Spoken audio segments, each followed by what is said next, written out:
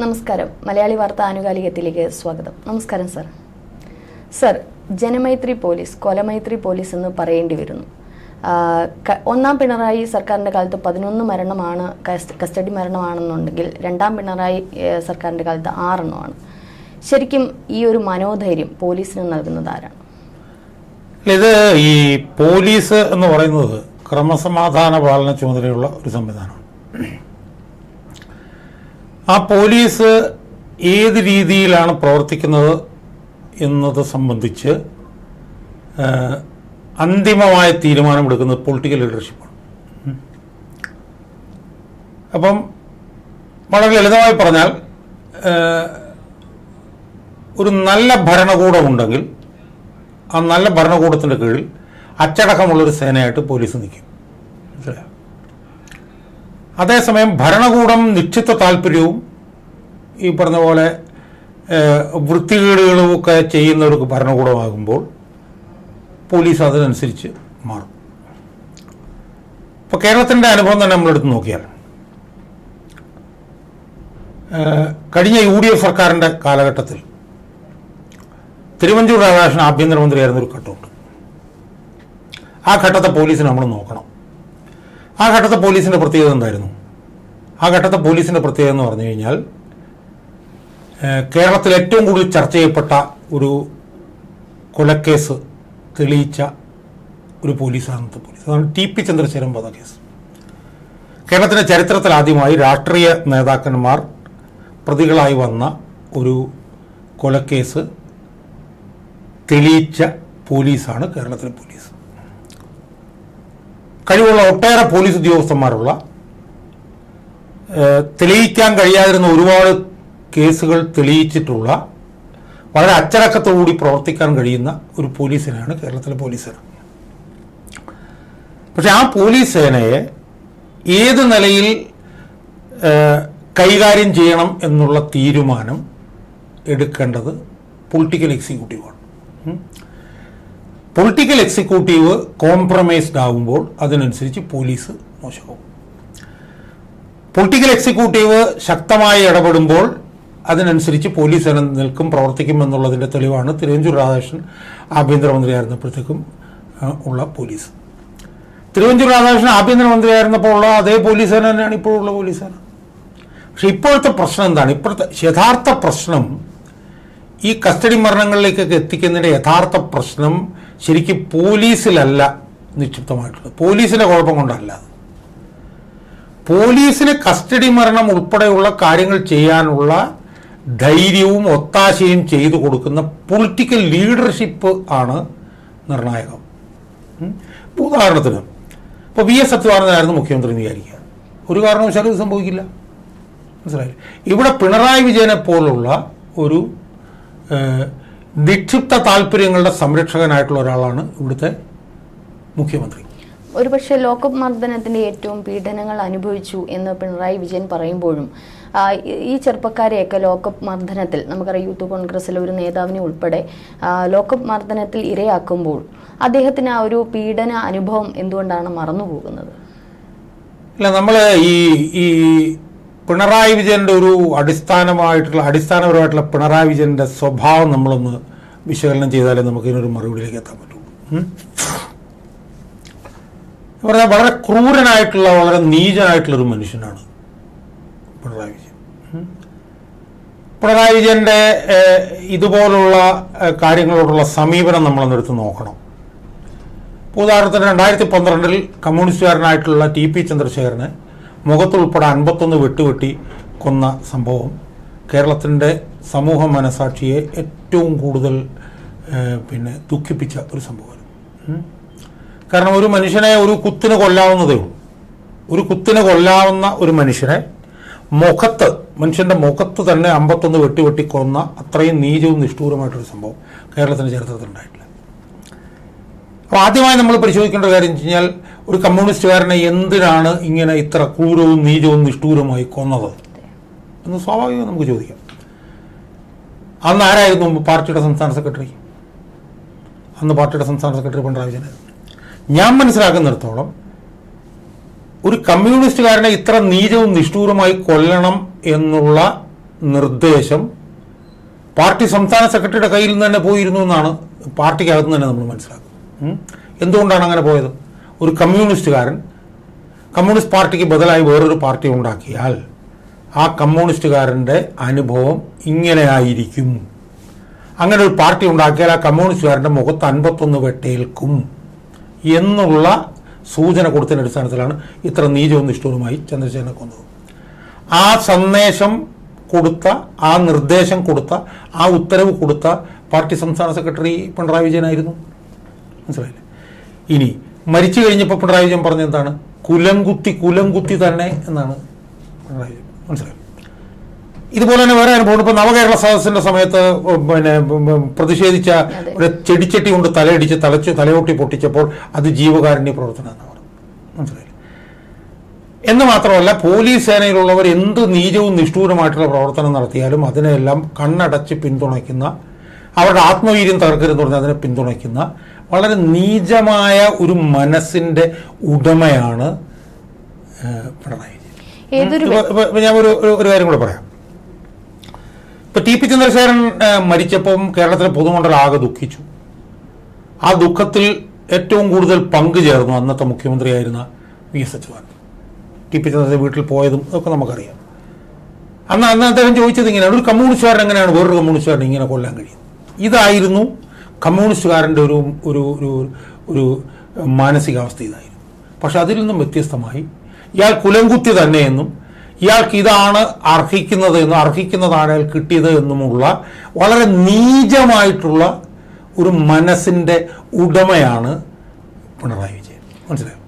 അപ്പം അങ്ങനെയുള്ള ഒരാൾ ഭരണാധികാരിയായിരിക്കുമ്പോൾ ഇതുപോലെ ഒരു ചെറുപ്പക്കാരനെ മണിക്കൂറുകളോളം ഇട്ട് ക്രൂരമായി പീഡിപ്പിച്ചാലും തങ്ങൾക്ക് പിന്തുണ ലഭിക്കും എന്നുള്ള സൂചന ഉള്ളതുകൊണ്ടാണ് ഈ കോൺഗ്രസ്സുകാരും അല്ല പോലീസുകാരും പിന്നെ വെളിച്ചപ്പാടായി വാളെടുത്തവനെല്ലാം വെളിച്ചപ്പാടായി മാറുന്നത്.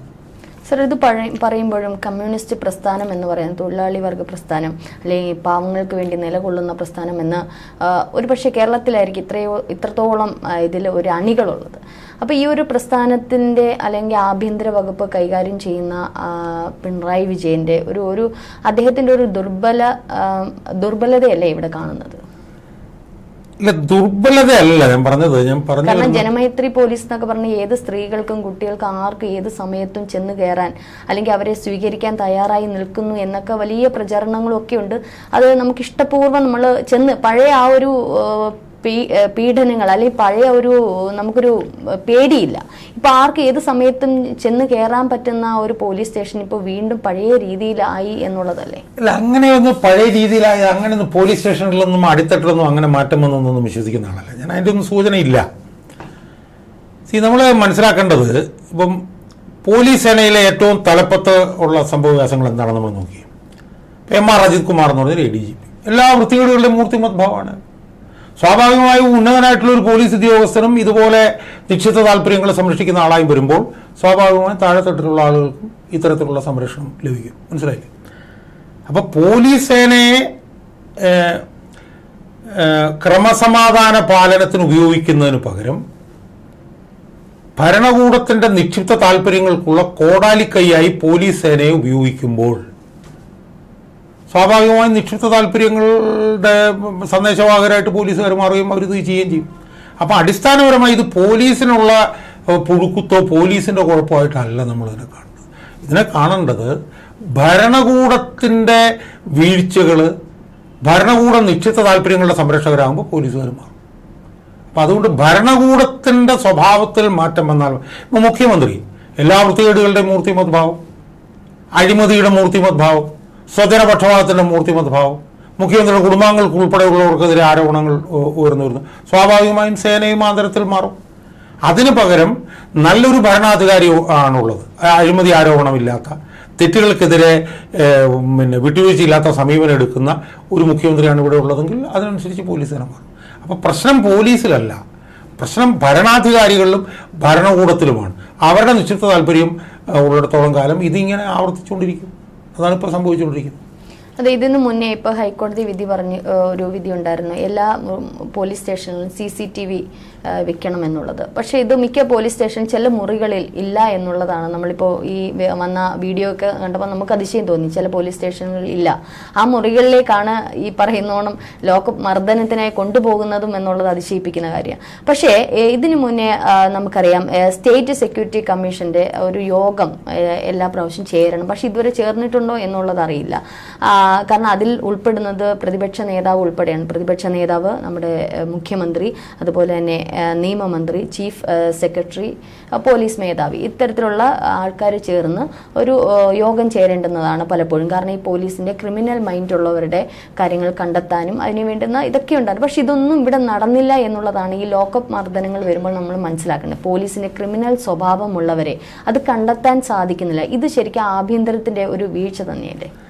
ഇല്ല, ഞാൻ പറഞ്ഞല്ലോ, അതായത് ഞാൻ നേരത്തെ പറഞ്ഞു, ഈ ഭരണകൂടം നിക്ഷിപ്ത താല്പര്യങ്ങളുടെ ആളുകളായി മാറുമ്പോൾ ഭരണകൂടം മാറാതെ ഭരണകൂടം എല്ലാ തെറ്റായ സമീപനങ്ങൾക്കും കൂട്ടുനിൽക്കുമ്പോൾ അതിന് കീഴിൽ നമ്മൾ സെക്യൂരിറ്റി കമ്മീഷനെ കുറിച്ചും അല്ലെ പോലീസ് കംപ്ലൈന്റ് അതോറിറ്റി, പ്രതിപക്ഷ നേതാവും കൂടെ ഉണ്ട്. അദ്ദേഹത്തിന്റെ ഒരു വീഴ്ച കൂടെ അല്ലേ? അല്ല, ഞാൻ പറഞ്ഞ പ്രതിപക്ഷത്തിന്റെ ഇതിലേക്ക് ഞാൻ വരാം. മുഖ്യമന്ത്രി കുഴപ്പക്കാരനാവുമ്പോൾ താഴെ വീട് മുഴുവൻ തുറന്നിട്ടിട്ട് താക്കോല് നമ്മുടെ കയ്യിലാണെന്ന് പറഞ്ഞ പോലത്തെ ഒരവസ്ഥയാണ്. മുഖ്യമന്ത്രി മാറാതെ, മുഖ്യമന്ത്രിയുടെ കാഴ്ചപ്പാടിൽ മാറ്റം വരാതെ ഇത് മാറില്ല. അവിടെയാണ് പ്രതിപക്ഷം എന്ന് പറഞ്ഞൊരു സംവിധാനത്തിൻ്റെ റോൾ. മുഖ്യമന്ത്രിയുടെ നേതൃത്വത്തിൽ ഭരണകൂടം തെറ്റായ സമീപനങ്ങളിലേക്ക് പോകുമ്പോൾ അവരെ തിരുത്തിക്കാനുള്ള ബാധ്യതയുള്ള സംവിധാനമാണ് പ്രതിപക്ഷം. കേരളത്തിലെ ഇന്നത്തെ ഏറ്റവും വലിയ ദുര്യോഗം എന്ന് പറയുന്നത് പ്രതിപക്ഷം എന്ന് പറഞ്ഞ സംവിധാനം ഇവിടെ ഇല്ല എന്നുള്ള നിലയിലേക്കാണ്. ചത്ത് മരവിച്ച ഒരു പ്രതിപക്ഷമാണ് ഇവിടെ ഉള്ളത്. മനസ്സിലായില്ലേ? ഇപ്പം ഇതുപോലൊരു ചെറുപ്പക്കാരന് ക്രൂരമായ മർദ്ദനമേൽക്കുമ്പോൾ ആ മർദ്ദനം ഏറ്റ പോലീസുകാരെ പിരിച്ചുവിടുന്നത് വരെ മുഖ്യമന്ത്രിയെ ഞങ്ങൾ വീട്ടിൽ നിന്ന് പുറത്തിറങ്ങാൻ അനുവദിക്കില്ല എന്ന് പറയേണ്ട ഒരു പ്രതിപക്ഷമാണ് ഇവിടെ ഉള്ളത്. ആ പ്രതിപക്ഷത്തിന് ഇവിടെ 10 ആളെ കൂട്ടി ഒരു സമരം ചെയ്യാൻ പോലും ഇവിടെ കഴിയുന്നില്ല. മനസ്സിലായി? അപ്പം സ്വാഭാവികമായും ഇപ്പം 4-ാം തീയതി ഈ മർദ്ദനം നടന്നതാണ്. ഇന്നിപ്പം 8-ാം തീയതിയായി. ഈ 8-ാം തീയതി വരെയായിട്ടും മുഖ്യമന്ത്രിയുടെ ഭാഗത്തുനിന്ന് ഒരു പ്രതികരണം വന്നിട്ടില്ല. പക്ഷെ അവിടെയും ഞാൻ പലപ്പോഴും ശ്രദ്ധിക്കാറുണ്ട്, പ്രതിപക്ഷങ്ങൾ ചില സമരങ്ങൾ നടത്തുമ്പോഴും അതൊന്നും വില പോകാത്ത ഒരു മട്ടാണ്. കാരണം ഈ യൂത്ത് കോൺഗ്രസ് ആണെങ്കിലും പലപ്പോഴും BJP ഒക്കെ ആണെങ്കിലും പല സമരങ്ങൾ നടക്കുമ്പോഴും ഇതൊന്നും ഭരണപക്ഷത്തിരിക്കുന്നവർക്ക്, പിണറായി വിജയൻ ഉൾപ്പെടെയുള്ളവർക്ക് ഇതൊന്നും ഒരു ലെവലേശം ഏൽക്കുന്നില്ല എന്നുള്ളതാണ്. സ്വാഭാവികമായിട്ട് ഓപ്പോസിറ്റ്, ഇപ്പോൾ രാഹുൽ മാങ്കൂട്ടത്തിൻ്റെ കേസ് തന്നെ എടുത്താൽ അദ്ദേഹത്തിനെ ഈ പറഞ്ഞോണം MLA സ്ഥാനം ഒഴിച്ച് ബാക്കി എല്ലാ സ്ഥാനത്തു നിന്നും മാറ്റുന്ന ഒരവസ്ഥ നമ്മൾ കണ്ടു. അത് ഒരുപക്ഷെ ശക്തമായിട്ടുള്ള പ്രതിഷേധം ഭരണപക്ഷത്ത് നിന്നും ഉണ്ടായതുകൊണ്ടാണ്. പക്ഷേ തിരിച്ച് പ്രതിപക്ഷം ഇത്തരത്തിലുള്ള പല കാര്യങ്ങളിലും നമുക്കറിയാം, മെഡിക്കൽ കോളേജ് ഉൾപ്പെടെയുള്ള വലിയ, നമ്മൾ വിചാരിക്കും ഇത്രയും തീ ആളിപ്പടർന്ന ഒരു സമരം ഇതൊന്നും നമ്മൾ അതിനു മുമ്പ് പ്രതിപക്ഷത്തിൻ്റെ കണ്ടിട്ടില്ല. പക്ഷെ ആ ഒരു ഇതുപോലും പെട്ടെന്ന് നിർവീര്യമായി പോവുകയല്ലേ ചെയ്യുന്നത്. അത് നിർവീര്യമാക്കുന്നതാണ്. അല്ല, ഇവിടെ നമ്മൾ നേരിടുന്ന ഏറ്റവും പ്രധാനപ്പെട്ട പ്രശ്നം കേരളത്തിന്റെ ചരിത്രത്തിൽ ആദ്യമായി ഇത്രയേറെ വരിയുടയ്ക്കപ്പെട്ട ഒരു പ്രതിപക്ഷം ഉണ്ടായിട്ടില്ല എന്നുള്ളതാണ്. ഇപ്പോൾ കാര്യക്ഷമമല്ലാത്ത പ്രതിപക്ഷം ഇവിടെ ഉണ്ടായിട്ടുണ്ട്. ഉമ്മൻചാണ്ടി പ്രതിപക്ഷ നേതാവായിരിക്കുമ്പോൾ, ആന്റണി പ്രതിപക്ഷ നേതാവായിരിക്കുമ്പോൾ ഒക്കെ ഉണ്ടായിട്ടുണ്ട്. പക്ഷെ ഇത്രയേറെ വരിയുടയ്ക്കപ്പെട്ട, ഇത്രയേറെ പരാജയപ്പെട്ട ഒരു പ്രതിപക്ഷം കേരളത്തിൻ്റെ ചരിത്രത്തിൽ നമ്മളിതുവരെ കണ്ടിട്ടില്ല. അതാണ് നമ്മൾ നേരിടുന്ന ഏറ്റവും വലിയ പ്രശ്നം. മനസ്സിലായി? ആ പ്രശ്നം കൊണ്ടാണ് ഇവിടെ ഇതിങ്ങനെ സംഭവിച്ചുകൊണ്ടിരിക്കുന്നത്. ഇവിടെ മുഖ്യമന്ത്രി മറുപടി പറഞ്ഞിട്ടേ പോകാൻ പറ്റുള്ളൂ. മുഖ്യമന്ത്രി ഞങ്ങൾ ക്ലിഫ് ഹൗസിൽ ഉപരോധം പ്രഖ്യാപിക്കുന്നു. എന്തുകൊണ്ട് ഇവിടുത്തെ പ്രതിപക്ഷത്തിന് പറയാൻ കഴിയുന്നില്ല? കാരണം അതിനുള്ള ശക്തി അവർക്കില്ല, അതിനുള്ള സംവിധാനം അവരുടെ ഇല്ല, അതിന് താഴെത്തട്ടിൽ അവരില്ല. അവർ കഴിഞ്ഞ 5 വർഷമായിട്ട് ഇതിൻ്റെ പൊതുസംഘടന പോലും അവർക്ക് തീർക്കാൻ പറ്റിയിട്ടില്ല. വായി വരുന്ന കോതയ്ക്ക് പാട്ടെന്ന് പറയുന്ന ഒരു പ്രതിപക്ഷ നേതാവാണ് ഇവിടെ ഉള്ളത്. അയാൾക്കൊന്നും ഒരു വിശ്വാസ്യതയും ഇല്ല. കഴിഞ്ഞ 4.5 വർഷത്തിനിടയിൽ ഒരു 1000 പേരെ വെച്ചിട്ടൊരു സമരം പോലും അയാൾക്ക് നടത്താൻ പറ്റിയിട്ടില്ല. കഴിഞ്ഞ 5 വർഷത്തിനിടയിൽ ഈ ഗവൺമെൻറ്റിനെതിരെ കോടതിയിൽ നിന്ന് അനുകൂലമായിട്ടൊരു വിധി കൊണ്ടുവരാൻ അയാൾക്ക് കഴിഞ്ഞിട്ടില്ല. മനസ്സിലായി? അപ്പം നമ്മളിന്ന് നേരിടുന്ന ഏറ്റവും പ്രധാനപ്പെട്ട പ്രശ്നം ഇവിടെ ഒരു പ്രതിപക്ഷമില്ല എന്നുള്ളതാണ്. ഗവൺമെൻറ്റിൻ്റെ ഭരണകൂടത്തിൻ്റെ ഭാഗത്തുനിന്ന് എല്ലാ തെറ്റായ നടപടികളും അവർ ചെയ്യുന്നു. അതിനെ എതിർക്കാൻ കഴിയാത്ത ഒരു ഡിഫങ്ക്റ്റ് ആയിട്ടുള്ള ഒരു വരിയുടയ്ക്കപ്പെട്ട ഒരു പ്രതിപക്ഷമാണ് ഇവിടെ ഉള്ളത് എന്നുള്ളതാണ് നമ്മളിന്ന് നേരിടുന്ന ഏറ്റവും പ്രധാനപ്പെട്ട പ്രശ്നം. ഇനിയും ലോക്കപ്പ് മർദ്ദനങ്ങൾ കൂടാൻ സാധ്യതയുണ്ട്, അല്ലെങ്കിൽ കസ്റ്റഡി മരണങ്ങൾ ഉണ്ടാവാൻ സാധ്യതയുണ്ട്. ഇതിനെയൊക്കെ നമുക്ക് എങ്ങനെ പ്രതിരോധിക്കാൻ പറ്റും? ഒരുപക്ഷെ പ്രതിപക്ഷമില്ല, ജനം എന്ത് ചെയ്യും? അല്ല, ഇതില് നമുക്ക് ഇതിപ്പോ പുതിയ എന്തെങ്കിലും സംവിധാനങ്ങൾ ഉയർന്നു വരുമല്ലെന്നൊന്നും നമുക്ക് പറയാൻ പറ്റില്ല.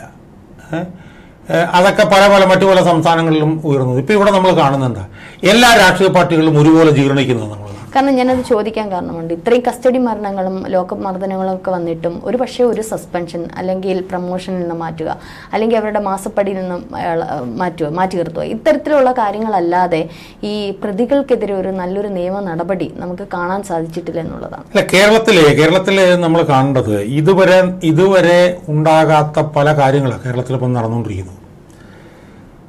ഭരണപക്ഷം ജീർണിക്കുന്നു, അതിനേക്കാൾ ജീർണിക്കുന്ന പ്രതിപക്ഷം. അത് കേരളത്തിൽ ഇതുവരെ ഉണ്ടായിട്ടില്ല. ഭരണപക്ഷം മോശമാണ്, പ്രതിപക്ഷം നല്ലതെന്നുള്ളതായിരുന്നു ഇതുവരെ കണ്ടിട്ടുള്ളത്. ഇപ്പം എന്താണ്, ഭരണപക്ഷവും പ്രതിപക്ഷവും ഒരുപോലെ ജീർണിക്കുന്നു. എല്ലാ രാഷ്ട്രീയ പാർട്ടികളും നിക്ഷിപ്ത താല്പര്യങ്ങൾ മാത്രം സംരക്ഷിക്കുന്നു. നമ്മൾ ഇതുവരെ കാണാത്ത ഒരു അൺപ്രസിഡന്റ് ആയിട്ടുള്ള ഒരു പൊളിറ്റിക്കൽ സാഹചര്യമാണ് കേരളത്തിൽ നിലനിൽക്കുന്നത്. മനസ്സിലായി? അപ്പോൾ ആ സാഹചര്യത്തിൽ ഇതിനെതിരായിട്ട് വിട്ടുവീഴ്ചയില്ലാതെ പോരാടുന്ന ഒരു സംവിധാനം വളർന്നു വരുമില്ലെന്ന് നമുക്ക് പറയാൻ പറ്റില്ല. ഇപ്പോൾ VS അച്യുതാനന്ദൻ മരിച്ചു.